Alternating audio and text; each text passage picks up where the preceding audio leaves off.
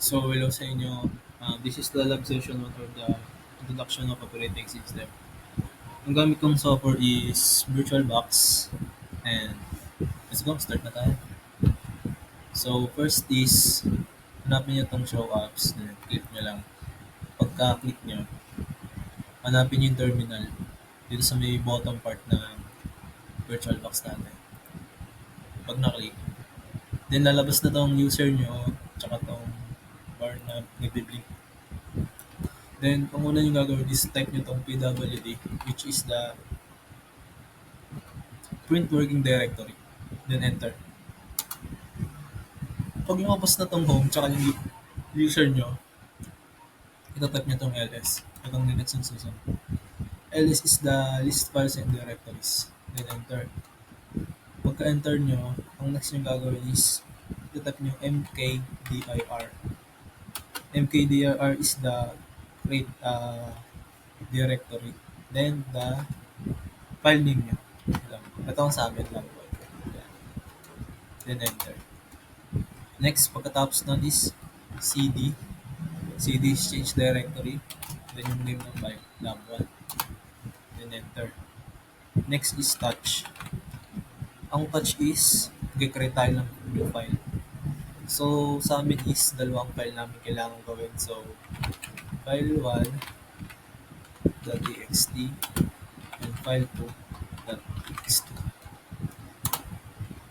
Next, ang sunod natin is, itatype nyo ay cat.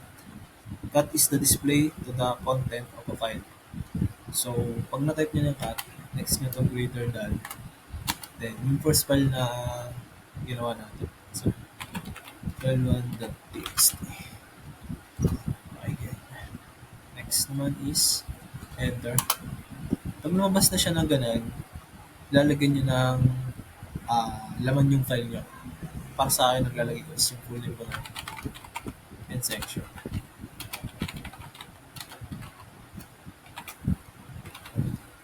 Then, enter. Next, para huminto yung paglalagay nyo ng laman ng file, i-press nyo yung control tsaka D. Ayan. Pag na-press nyo na yung control tsaka D, susunod nyo yung chmod. Chmod is the change file permission. So, eto, hindi ko siya masyado gamit. Pero ang pagkakaalam ko kasi is, may tatlong zero dito. Itong tatlong zero to is parang sa permission, yung per zero is ikaw. Ito, para sa'yo yan. Pag nilagyan mo siya ng number, o kaya wala siyang, yung una, pag wala siyang number, pag gawa mo na yung file mo, hindi mo siya mabubuksan kasi nakalock yun. Parang wala kang permission na buksan yun. Pero pag nalagyan mo siya ng permission, so ang lalagay kong permission dito is 600. So, etong dalawang to wala. This two zeros naman is for the share, parang other siya, other permission siya sa ibang ibang user ganun na server. So, next natin is yung file name. Yung file name natin ginawa. File1.txt. Then, enter. Then, ang next is ls dash. So, ayan. Nakita nyo okay na yung file na ginawa natin. Then, next, i-close lang natin itong tab. Pupunta kayo sa files. Makikita nyo itong lab1 na. So, ito yung folder na ginawa natin kanina. Then, ito yung dalawang files na ginawa natin. Pag in-open ko to, yung lalabas yan is yung pangalan ko tsaka yung section. Ayan. Then, para naman sa permission, pupunta ka sa properties, pinakababa.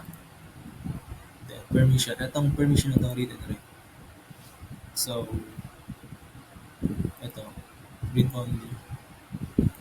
Read and write.